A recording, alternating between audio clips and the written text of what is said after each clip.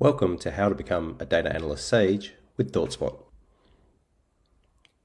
In this episode, we're going to focus upon segmentation analysis, and specifically how to segment our customer base with period comparison. Segmentation of the client base enables businesses to engage in the most effective way possible with their customers, clients, and partners. Period comparison segmentation typically involves the calculation of a status based upon sales for a given period compared to a prior period. The resulting status may be values such as a customer is assigned new, churned, existing, or revived value. The purpose of this is for the business to be able to take action. Leveraging query sets, we can create simple or advanced segmentation. Importantly, this removes the need for advanced level of detail formulas. The resulting segments can be used across the product in answers or live boards as filters, drilling down from existing answers, or creating new analysis, breaking down the metrics as grouping columns. So let's define the business rules for our segmentation. In this scenario, we're going to segment our customers into 4 categories. Churned, when there are no sales this week. Existing, where there are sales this week and last week. New, where there are sales for the first time this week. And revived, where there are sales this week, there were no sales last week, but the client has previously transacted. So we've navigated to ThoughtSpot and we've selected our sales worksheet, and we can add a new query set. So we want a list of customers, and this is customer code. We're going to segment based on the dollar amount, and we want to compare last week versus this week versus all sales. So we can see here, there's the list of the customers, and these are sales of all time. These are the sales from last week, and these are the sales from this week. The final step we want to do is just create a simple formula to compare, is the value for sales this week the same as the value of all sales? And this will help us define the new segmentation rule. So I'll create a formula.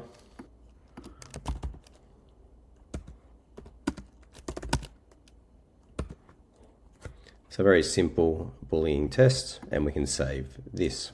So now that we have built our base query, we can then provide a name for this set,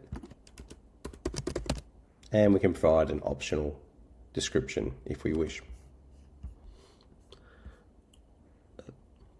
The final step is to define the conditions that will create the segmentation rule. So the first column we select is the customer codes, is our grouping column. So the first rule we want to define are customers that are churned. So we can provide a label, customer churned, and we want to define the rule as customers where the amount for this week is equal to 0. The second rule is for existing customers. So this is where we have the amount for this week is greater than 0, and also the amount for last week greater than 0. For our third segment, we can define new customers as customers that have made sales this week.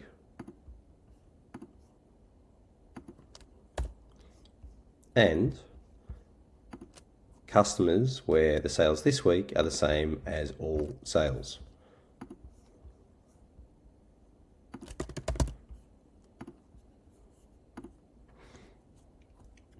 The final group are our revised customers. So these are customers where they have had sales this week.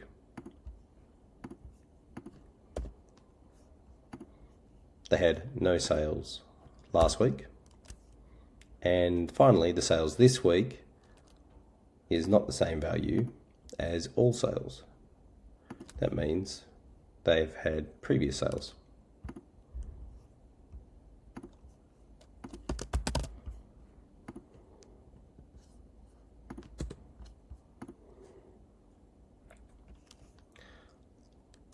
Finally, if for any reason we have customers that are excluded from these rules, I'm going to group them as not defined segment.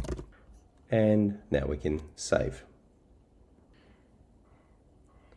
So now that we've defined our set, let's demonstrate how to use this set in practice.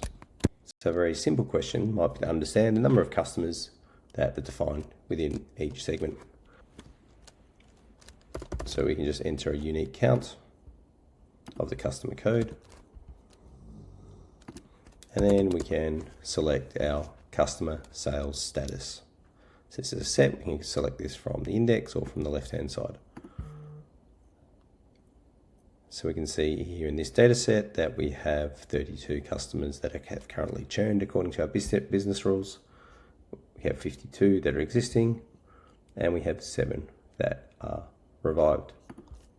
A more advanced query might be to understand how our sales have been by customer segments.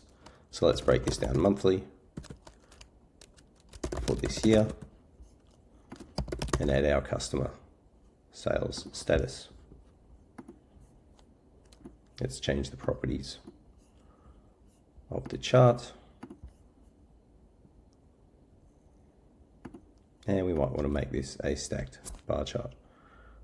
So we can see here how these segments are performing for this year.